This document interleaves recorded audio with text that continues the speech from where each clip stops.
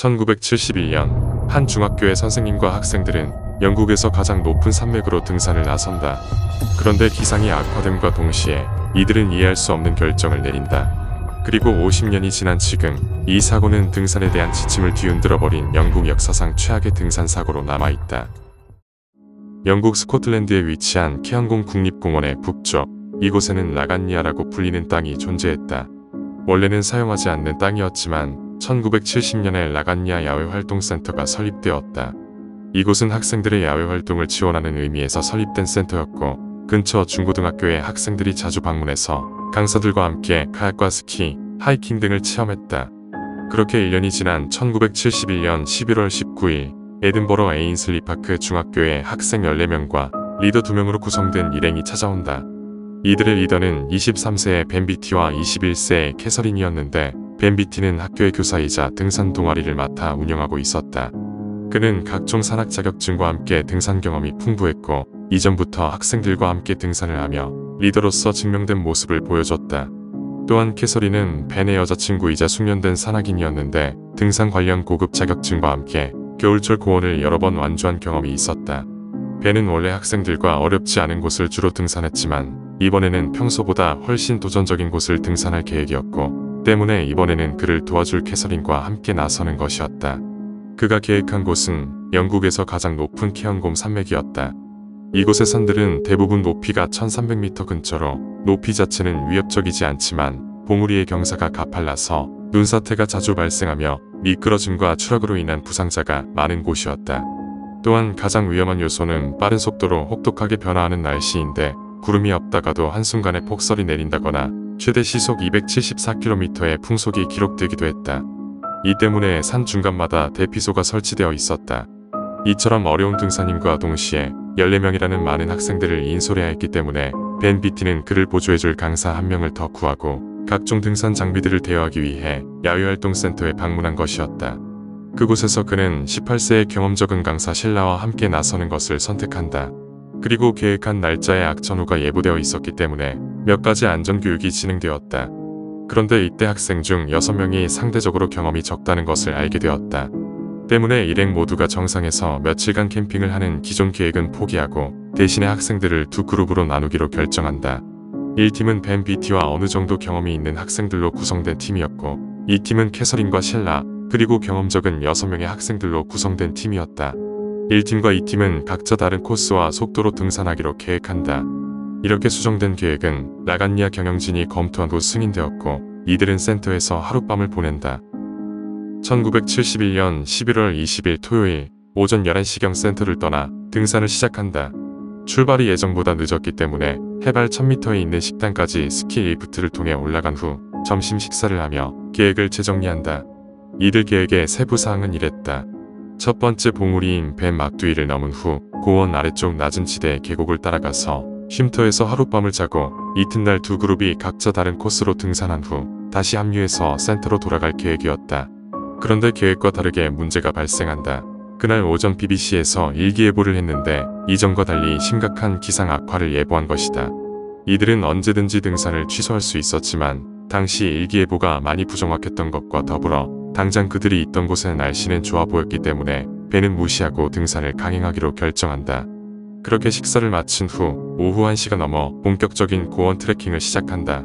계획대로 두 그룹으로 나누었고, 경험 많은 벤 그룹이 앞장서서 나아간 후 경험 적은 캐서린 그룹이 20분 후에 뒤이어 출발했다. 이때 벤 그룹의 속도가 많이 빨랐기 때문에 두 그룹이 서로 보는 것조차 불가능할 정도로 거리가 멀었다. 그런데 출발한 지 얼마 안 되어서 예보대로 눈이 내리기 시작했다. 하지만 그리 위험한 상황은 아니라고 생각했는데 당장은 약간의 눈이 내릴 뿐 추위나 강풍이 동반되지 않았으며 이미 출발하기 전 폭설에 대비한 장비들을 모두 챙겨왔기 때문이다. 또한 만에 하나 심한 폭설이라면 나아가는 것을 중단하고 근처의 커런 대피소로 이동하도록 캐서린 그룹과 입을 맞춰 놓았기 때문이다. 하지만 이번에 내리는 눈은 예보와 마찬가지로 일반적이지 않았는데 스코틀랜드 전체의 강추위와 함께 매우 많은 양의 폭설이 내릴 정도로 매우 나쁜 날씨였던 것이다. 실제로 이때 스코틀랜드 일부 도로는 눈으로 인해 차량 통행이 불가능했으며 근처의 등산 코스 몇몇의 통행 중단 명령이 내려졌다. 결국 눈이 내린 지 얼마 지나지 않아 이들에게도 매우 많은 양의 폭설과 함께 춥고 강한 바람이 휘몰아치기 시작했다. 심지어 많은 양의 눈으로 인해 앞이 보이지 않는 화이트아웃 현상이 발생했고 벤은 더 이상 나아가는 것이 불가능하다고 판단했다. 결국 계획대로 커런 대피소로 향하기로 결정했고 큰 문제 없이 대피하는 데 성공한다. 이때 식당으로 다시 돌아가는 선택지는 고려하지 않았는데 식당까지는 약 6km, 대피소까지는 몇백 미터에 불과했기 때문이다. 그런데 기다려도 캐서린 그룹은 대피소에 오지 않았는데 시간이 더 지난다면 대피소가 완전히 눈에 쌓이면서 밖에서는 찾을 수 없는 위험한 상황이 발생할 수 있었기 때문에 그들의 행방에 대한 논의와 함께 걱정이 커지기 시작했다. 하지만 날씨가 너무 나빠서 그들을 찾으러 가는 건 불가능해 보였고 어쩔 수 없이 대피소에서 가만히 기다리기로 결정한다. 다음 날 캐서린 그룹은 여전히 대피소에 오지 않았고 벤은 밖으로 나와 날씨를 확인하려고 하는데 눈이 너무 많이 쌓여 있어서 문을 여는데 애를 먹었다. 밖의 상황을 보아하니 날씨는 전혀 좋아지지 않았고 대피소는 점점 추워지며 식량도 부족했다.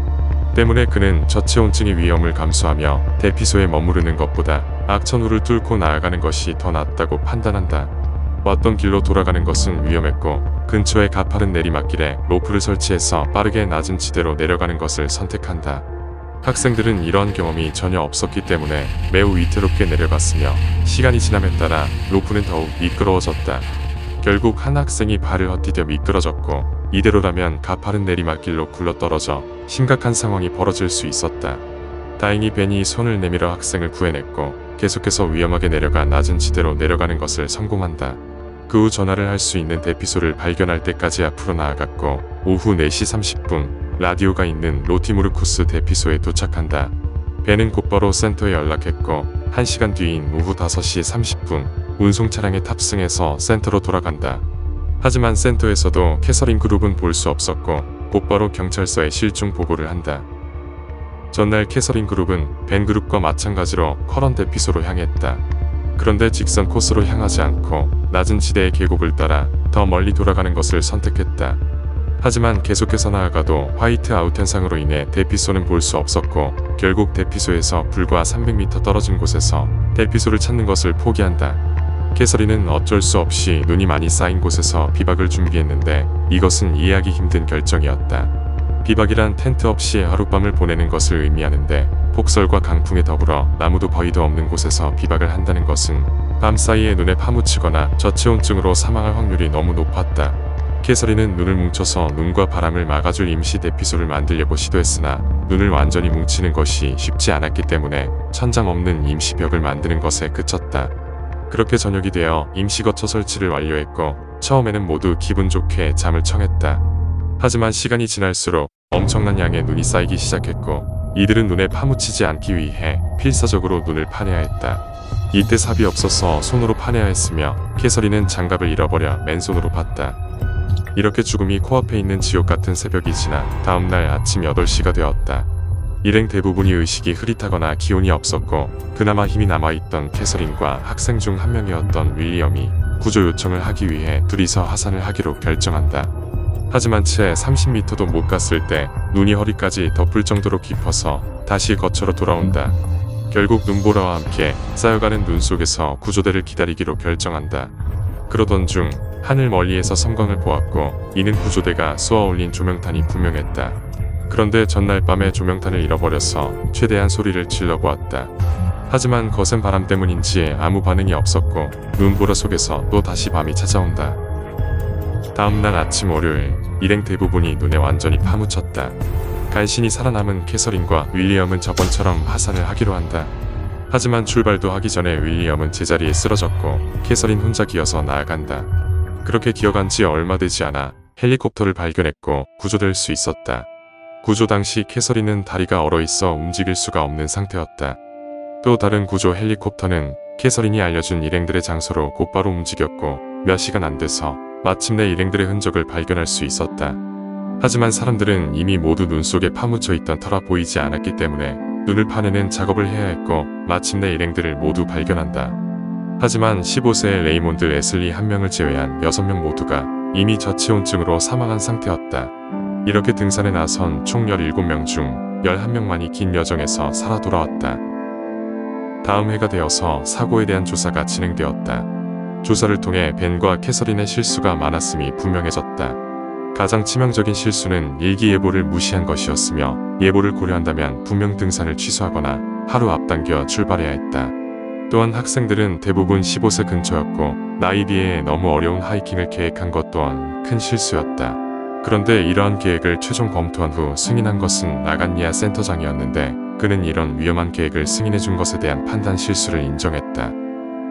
이 사고는 영국의 등산 사고 중 가장 많은 사망자가 발생한 사고였으며 대부분 15세 근처 어린 나이에 학생들이 사망했기 때문에 영국에서 큰 화제가 되었다. 이로 인해 학교에서 학생들을 높은 곳으로 등산시키는 것을 금지해야 한다는 이야기도 나왔지만 실행되지는 않았다. 또한 대피소의 필요성에 대한 의문이 제기되었는데 대피소로 인해 등산객들이 되돌아가야 하는 악천후 속에서도 대피소를 믿고 앞으로 나아간다는 것이었다.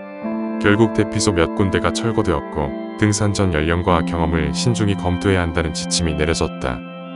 사고 이후 7년이 지나 등산을 계획했던 벤 비티는 히말라야에서 등반하던 중 절벽으로 추락해서 사망했다. 그리고 오늘날 나간니아 야외활동센터는 매년 40개의 학교에서 4,500명 이상의 학생들이 방문하고 있으며 키언곰은 매년 수천 명의 사람들이 등산과 스키 등을 위해 방문하고 있다.